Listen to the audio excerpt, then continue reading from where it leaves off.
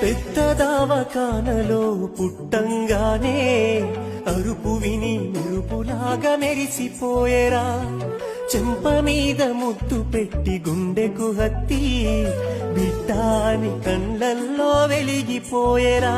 నే నడవాలని కుని తెచ్చిండు వాకరు, నవ్వాలని అయ్యే జోకరు.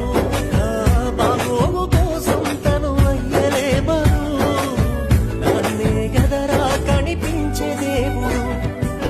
సిరిగిన అంగి వేసిన మా నాయన సరిత పులులే వెంచెరా. మైల పనే చేసిన